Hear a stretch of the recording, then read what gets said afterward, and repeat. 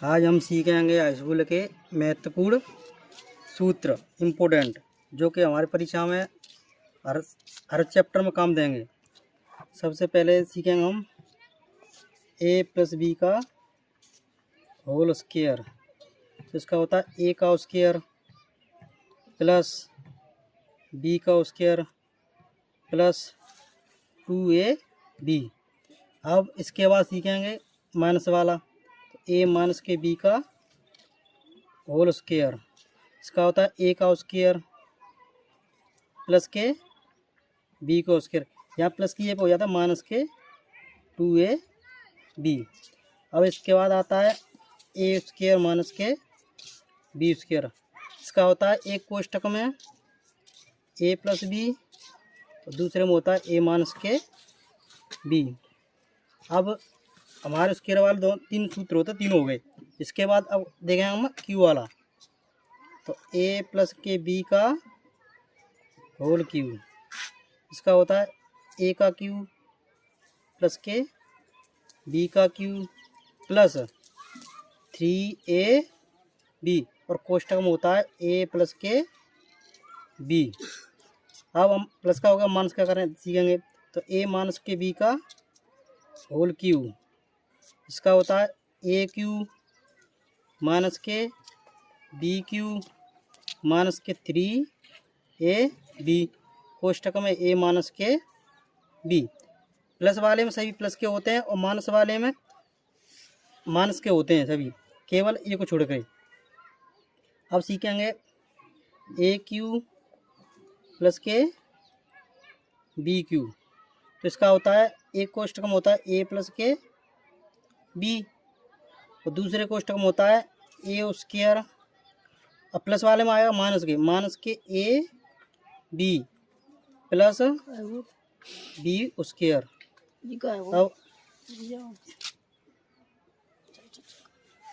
अब इसके बाद आएगा माइनस वाला, तो A Q minus K B Q. इसका होता है एक कोष्टक में ए माइनस के बी। अब इसमें माइनस आ गया तो इसमें माइनस नहीं आएगा कहीं, तो ए स्क्वायर प्लस के ए बी प्लस के बी स्क्वायर। ये हमारे हो गए क्यू वाले। अब हमारे ये सिंपल वाले होते हैं वो तो हो गए। अब कराएंगे हम जो कि हमारे हाईस्कूल के मैथ में आता है द्विघात बहुपद वाले समीकरण। तो जैसे हमारा पहला होता है द्विघात बहुपद दिया हो, तो द्विघात बहुपद का होता है ए एक्स स्क्वायर प्लस के बी एक्स प्लस के सी के शून्यक अल्फा तथा बीटा हों। तो इसका होता है शून्यकों का योगफल, शून्यकों का योगफल। शून्यकों का योगफल होता है माइनस के एक्स का गुणांक, इस वाले एक्स बी के जो गुणांक मतलब वो एक्स का गुणांक बट्टे एक्स स्क्वायर का गुणांक।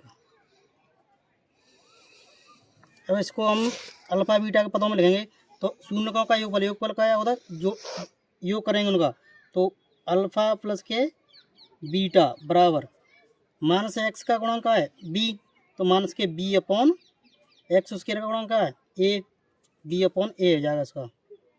अब होगा शून्यकों का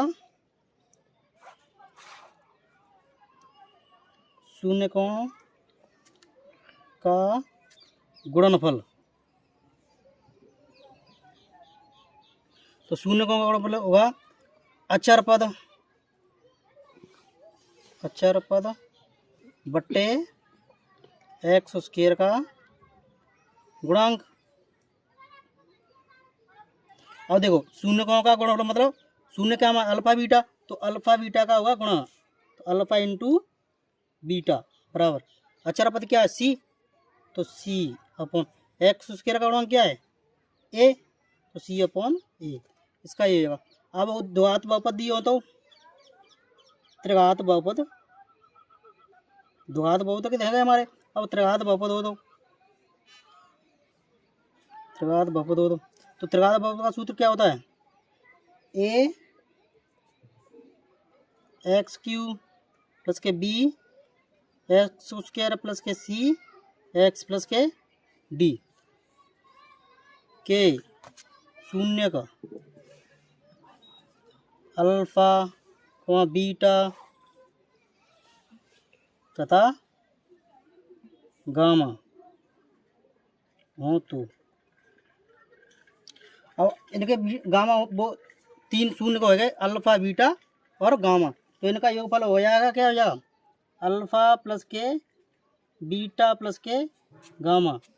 इसका इनका होता है माइनस के एक्स स्क्वायर का गुणांक। तो एक्स स्क्वायर का गुणांक क्या हो जाएगा? Minus K B. तो minus K B upon x Q का गुणांक होता है, एक्स क्यू का गुणांक क्या है? ए माइनस के बी अपॉन ए। अब होगा 2 शून्य कर करके गुणा आता है, अल्फा बीटा प्लस के बीटा गामा प्लस के गामा अल्फा। इनका सूत्र होता है सी अपॉन ए, मतलब एक्स का गुणांक। तो एक्स का गुणांक क्या हो जाएगा? सी अपॉन एक्स क्यू का गुणांक सी अपॉन ए। अब तीनों शून्य का गुणनफल आएगा, क्योंकि योगफल हो गया और 2 करके समीकरण वो शून्य को वो भी गुणा करके योग हो गया। अब आएंगे तीनों शून्यों का गुणनफल, अल्फा बीटा गामा। तो इनका क्या होता है? अचर पद। तो अचर पद क्या आ जाएगा? डी। तो माइनस का अचर पद होता है, तो माइनस के डी अपॉन क्या होता है? माइनस के अचर पद बट्टे एक्स क्यू गुणांक। तो एक्स क्यू गुणांक क्या है? ए। ये हमारे आएंगे सूत्र जो हमारे पेपर में काम आएंगे, हर एक चैप्टर में काम आएंगे। इनको याद रख लेना, ये बहुत महत्वपूर्ण है, प्रत्येक हर एक साल रिपीट होते हैं एग्जाम बोर्ड में।